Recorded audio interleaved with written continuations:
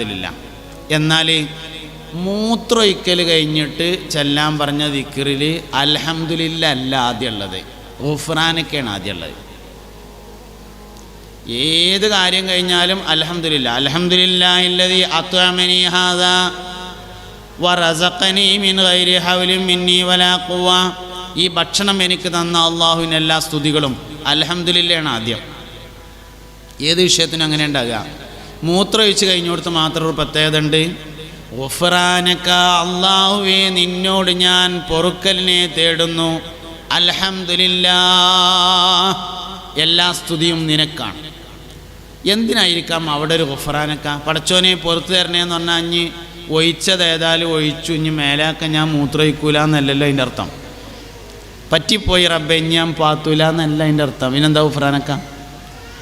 അവിടെ ഗുഫ്രാനക എന്ന് പറയുന്നതിന് 2 കാരണങ്ങളാണ്.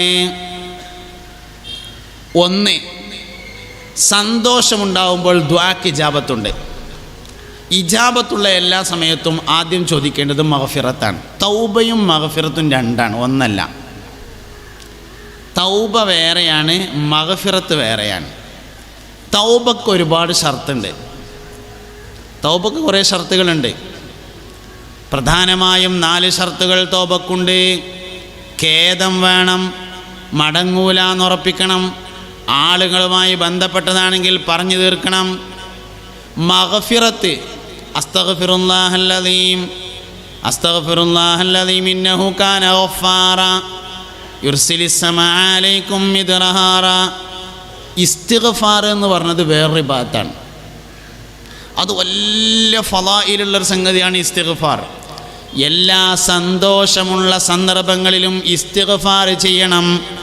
ദുആക്ക് ഇജാബത്തുള്ള എല്ലാ സന്ദർഭങ്ങളിലും നമ്മൾ പ്രാധാന്യപൂർവം ചെയ്യേണ്ട ഒരു കാര്യം ഇസ്തിഗ്ഫാറാണ്. മുഴുവൻ വിഷയങ്ങളുടെയും പരിഹാരമാണ് ഇസ്തിഗ്ഫാർ.